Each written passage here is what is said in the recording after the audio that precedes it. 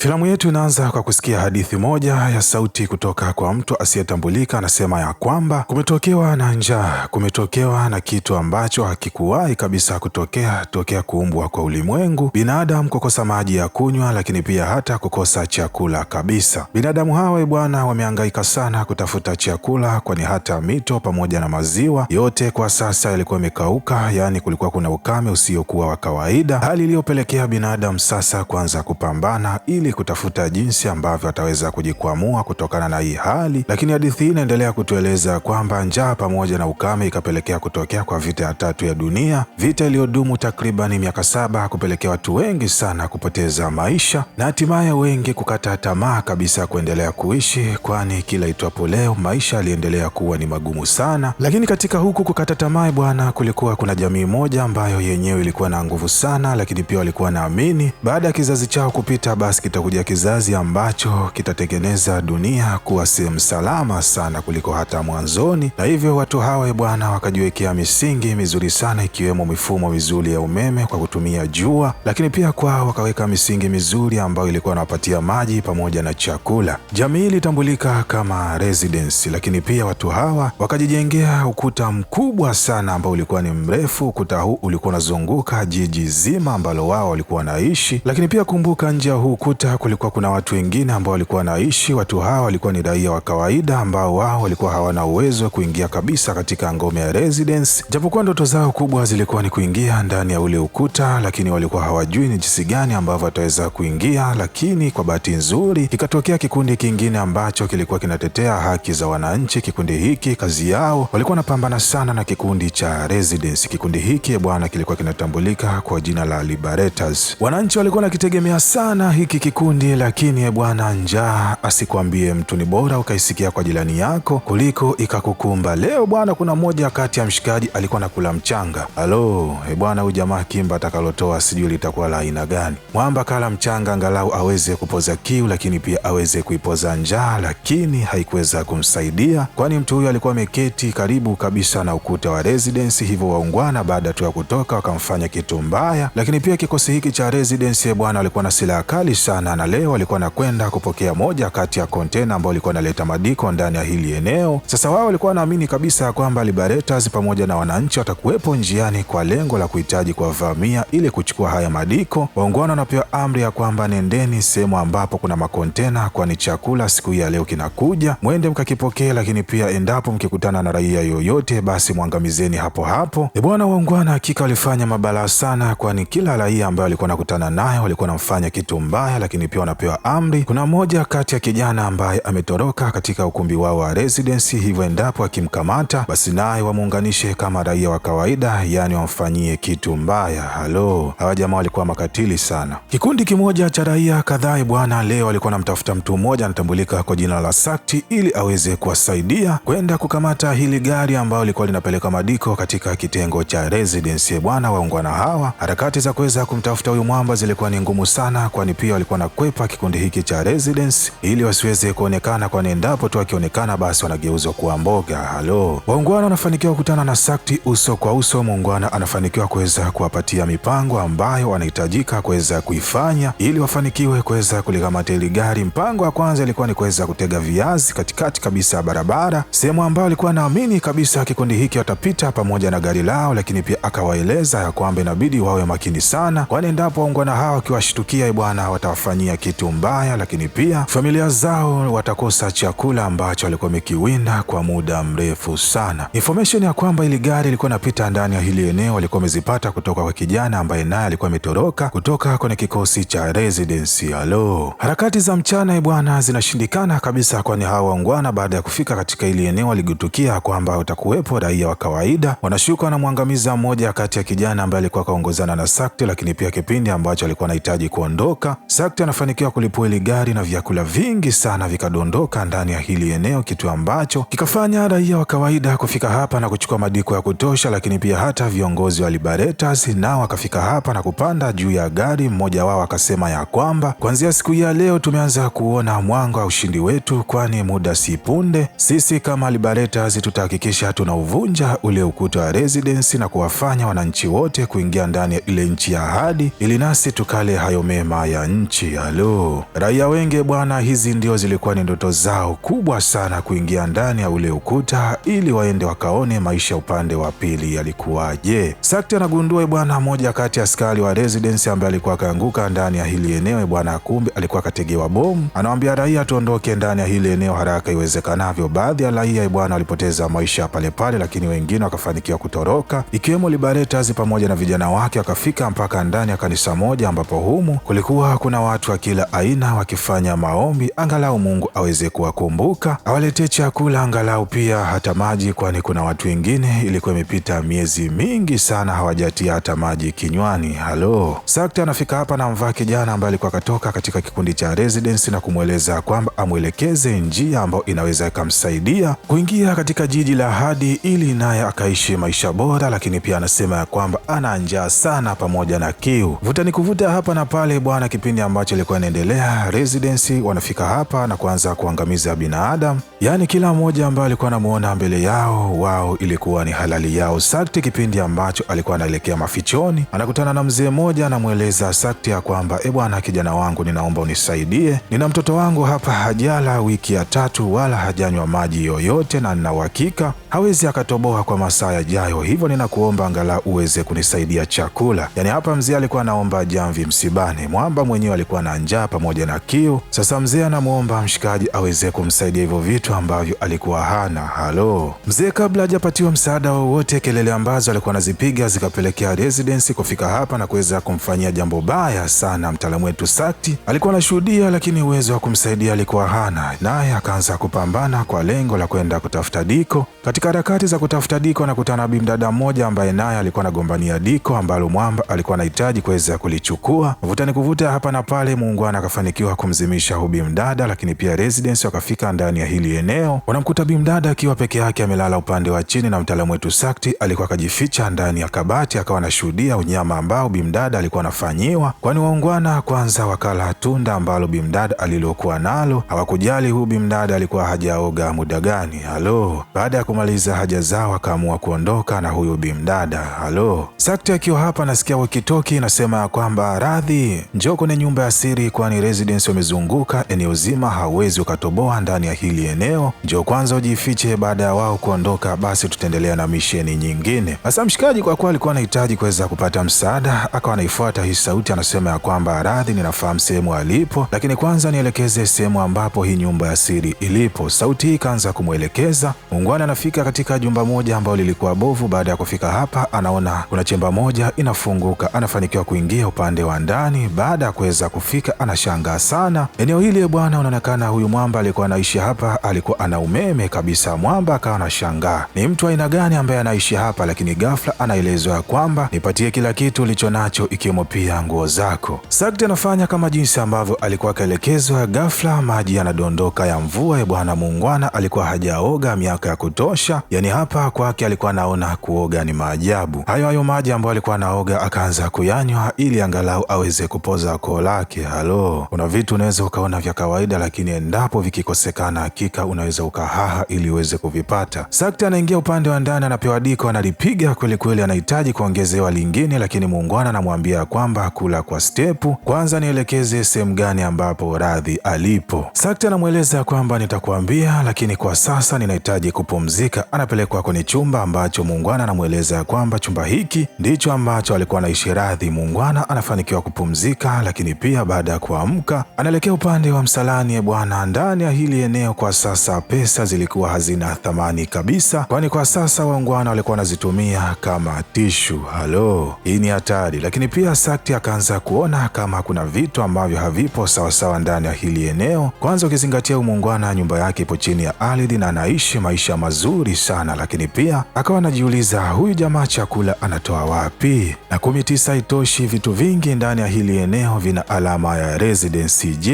yeye atakuwa ni nani ama atakuwa na mahusiano na kikundi cha residence? Hawa ni maswali ambayo Sakti alikuwa bado anaendelea kujiuliza. Sakti akawa anajaribu kuondoka ndani ya hili eneo, lakini kuingia ndani ya hii nyumba ni rahisi sana, kutoka ni mtihani. Halo, kipindi cha kupata madiko muungwana akawa anamuuliza je, radhi yuko sehemu gani? Sakti kwa kuwa alikuwa na hasira sana. Kwanza chakula chenyewe alikuwa akapewa kichache, lakini pia alikuwa anaulizwa maswali ambayo yeye alikuwa anaona ya kwamba alikuwa anamkera. Akamweleza muungwana ya kwamba radhi unayemtafuta amepoteza maisha, nimemshuhudia akifanyiwa jambo baya sana na watu wa residence. Lakini baada ya kula tunda lake akaamua kusepa naye. Muungwana akakasirika sana, akaweka mziki ambao ukapelekea kutoa kelele zilizomfanya mtaalamu wetu Sakti kuweza kupoteza fahamu. Kitu hiki kikampelekea huyu muungwana kumfanyia jambo baya sana mtaalamu wetu Sakti. Lakini pia mwamba baada ya kumfanyia ile jambo baya akampeleka sehemu ambapo yeye alikuwa anaona ni sehemu ya matengenezo. Bwana, huyu jamaa alikuwa ni mtu mbadi sana, lakini hapa tunapata kumtambua vizuri. Jamaa alikuwa na mitambo ya kueleweka ndani ya hili eneo, lakini pia upande wa juu alikuwa kafunga kamera za kutosha. Yeye upande wake wa chini alikuwa anatumia tu walkie-talkie kuweza kuelekeza watu, kuwaleta ndani ya chemba yake. Baada ya kuwafikisha humo, bwana anawageuza, kitu ambacho hakika hakiwezi kuelezeka hata kidogo. Watu wengi wanaoingia ndani ya hili eneo huwa watoke wakiwa hai, kwani muungwana anawageuza na kuwapeleka tumboni mwake, na ndicho kitendo ambacho alikuwa akamfanyia mtaalamu wetu Sakti. Lakini pia siku hii ya leo anafanikiwa kumtega bimdada mmoja ambaye kwa kutumia walkie-talkie anafanikiwa kuweza kumwita kwa jina la Boom. Dada akiwa hajui hili wala lile, chemba inafunuka, anafanikiwa kuingia humu ndani na kijana ambaye mwanzoni kabisa alifanikiwa kutoroka katika nyumba ya residence. Dada anaelezwa kwamba mpatie kila kitu muungwana alicho nacho. Bimdada baada ya kufanya hivyo akafanikiwa kufunguliwa yeye na kuingia upande wa ndani, lakini yule kijana akafungiwa katika chumba kingine. Kama kawaida, muungwana baada ya kufika humu anajidai kama vile kuna mtu ambaye anamtafuta, yani anajidai kama vile kakosea namba, yani ile walkie-talkie imekupata kwa bahati mbaya. Hakika huyu mwamba alikuwa ni mbadi sana. Bimdada baada ya kufika hapa akapewa diko la maana, hakika naye alilipeleka kweli kweli pasina kujua ya kwamba hili diko lilikuwa ni la aina gani. Njaa inaweza kukufanya ukala kitu chochote na wala usiulize chakula hiki kimetoka wapi. Asikuambie mtu njaa ni mbaya. Kama kawaida, muungwana anampeleka kwenye chumba, lakini pia anampeleka kwenye choo ambacho yeye anasema ya kwamba ni vitu ambavyo vilikuwa vinatumiwa na mtu ambaye alikuwa anaishi naye ndani ya hili eneo. Na kwa mwanzoni unaweza kusema kwamba hakika hukuwahi kukutana na mtu mwenye roho nzuri kama huyu. Kumbe ukweli wa mambo ni kwamba hapa anakuvutavuta tuweze kupata nyama pamoja na supu za kutosha zitakazomsaidia yeye baadaye aweze kupiga ili aendelee na maisha mengine. Sasa mzee wa kazi baada ya kujua yule kijana alikuwa katoka residence, bwana kufanikiwa kabisa kumfungulia, lakini pia akawa anamnyima chakula, kitu ambacho kikampelekea ubi mdada kwanza kumchukia huyu mzee, na hata kipindi ambacho alikuwa anajitahidi kuficha chakula ili aende akampatie, mshua alikuwa na maindi sana na kumweleza kwamba ile diko inabidi uweze kula lote na yule jamaa hatakiwi kabisa kupata chakula. Kitu ikamfanya bimdada kuweza kumchukia sana huyu mzee na kuweka ukaribu pamoja na yule kijana, akawa anapiga naye story 2-3, lakini pia akawa anamsomea diary yake ambayo alikuwa kaiandika. Bimdada huyo bwana mwanzoni alikuwa kaishi maisha magumu sana. Yeye alikuwa naishi pamoja na mama yake bila kuwasahau wadogo zake, lakini siku moja mama mtu akachukua maamuzi magumu ya kuweza kujiangamiza yeye pamoja na watoto wake wengine baada ya njaa pamoja na kiu kuweza kuwakong'onta kweli kweli. Kijana akamwonea huruma sana huyu bimdada, akamweleza ya kwamba tukitoka ndani ya hili eneo nitahakikisha ninakuonyesha njia ya kuingia kwenye ule ukuta wa residence. Dada baada ya kusikia hivi akaanza kufanya uchunguzi ni jinsi gani ambavyo ataweza kutoka ndani ya hili eneo. Katika uchunguzi wake akakutana na baadhi ya vitu ambavyo vilikuwa vimeandikwa na mshikaji wetu Sakti ambavyo alikuwa akafanyia uchunguzi mwanzoni, kwani naye alikuwa anatafuta njia ya kuondoka ndani ya hili eneo. Katika hivi vitu ambavyo Sakti alikuwa akaviandika, bimdada anapata kutambua ya kwamba kumbe kwenye kile chumba ambacho yeye alikuwa kawekwa na huyu mshikaji bwana, kulikuwa kuna kioo. Kioo hiki ilikuwa sio special kwa ajili ya kujiangalia, bali kilikuwa ni kioo ambacho kilikuwa kinamsaidia yule jamaa akuangalie wakati wote ni kitu gani ambacho ulikuwa unakifanya. Uchunguzi wa ubi mdada ukampelekea mpaka katika chumba ambacho huyu mwamba alikuwa analala. Akashangaa sana. Wao wanaamini ya kwamba ile vita iliyodumu kwa muda wa miaka 7 kila kitu kilipotea kwenye uso wa dunia, ikiwemo pia vitabu, lakini huyu jamaa bwana alikuwa na vitabu vya kutosha ndani ya hili eneo. Bimdada akafanikiwa kuondoka na funguo ya mshikaji, kwani hii ndio ilikuwa inasaidia kuondoka ndani ya hili eneo. Anafika kwa kijana, anamweleza kwamba tuondoke hapa, lakini kijana anamweleza kwamba sitoweza kuondoka kwa sasa kwani nina njaa kutosha. Dada akaenda kufungua katika store ambayo muungwana huwa anaingia kwa lengo la kwenda kuchukua chakula. Cha kushangaza, kila kikopo ambacho kilikuwepo hapa bwana kilikuwa ni empty. Bimdada akashangaa sana. Katika kutafuta kwake bwana hapa akaingia katika chemba moja ambayo huku ndio kulikuwa kuna ukweli mzima ni chakula cha aina gani ambacho yule jamaa alikuwa anakitumia. Dada akagundua kwamba kumbe yeye pamoja na yule kijana ndio chakula kinachofuata. Dada kipindi ambacho alikuwa anahitaji kutoka kwenye hii store bwana, uso kwa uso anakutana na muungwana, ikabidi aweze kujifungia mle store. Mshikaji akawa anamueleza ukweli mzima bimdada ya kwamba inabidi afanye hivyo ili aweze kusurvive, kwani endapo asipofanya hivyo huenda angeshapoteza maisha miaka mingi sana iliyopita. Kijana huyu baada ya kuona bimdada yupo kwenye 18 akaamua kuitegesha ile walkie-talkie katika frequency ambazo liberators walikuwa wanapatikana. Muungwana akasema kwamba tuelekeze sehemu walipo, kipindi ambacho huyu muungwana alikuwa anamvizia bimdada, kwani jamaa alifanikiwa kupita upande wa juu na kuingia katika store ambayo bimdada alipokuwepo. Lengo lake alikuwa anahitaji amnase bimdada ili aweze kupata diko, lakini kabla hajafanya hivyo liberators wanafika hapa na kuwaweka chini ya ulinzi watu wote. Bimdada moja kwa moja akatambua watetezi wake wamefika hapa, basi atapata nafasi ya kuelekea katika sehemu ya residence, kwani pia ramani alikuwa nayo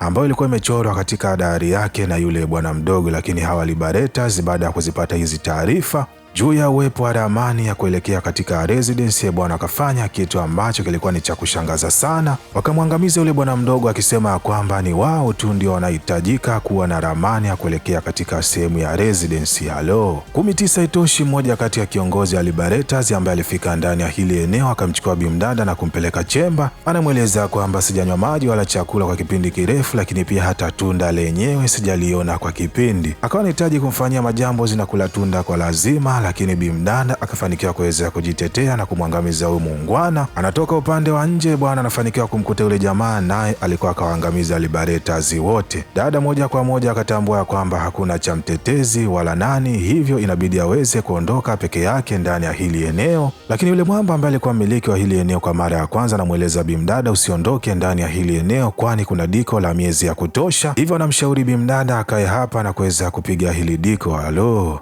dada akaona kwamba usinitanie, akaitazama ile ramani na hapa safari ikaanza kuelekea ndani ya sehemu ambapo alikuwa anaishi residence. Halo dada akafanikiwa kuingia ndani ya lile eneo, na hakika kwa sasa eneo hili lilikuwa ni zuri sana, yaani huwezi ukadhani kabisa kwamba nje ya hili eneo ama nje ya huu ukuta kuna watu wanaishi maisha magumu, na ungali ndani ya huu ukuta bwana kuna watu wanaishi maisha mazuri, lakini pia hata miji mizuri inaupendeza ilikuwepo, ikiwemo pia magorofa. Hakika binadamu bwana wengine huwa wana roho ngumu sana, yaani unawacha wengine wanateseka upande wa nje na nyinyi mnakula maisha upande wa ndani, tena kwa raha mstarehe. Halo bwana, hapa ndo unafika mwisho wa hadithi yetu, lakini kama umeipenda video hii na umeenjoy ama umejifunza jambo jipya, basi usisahau kushare, kulike na kusubscribe ili kuwa mwanafamilia kupata vigongo vikali vilivyonyooka na kupoa kama hivi kila siku.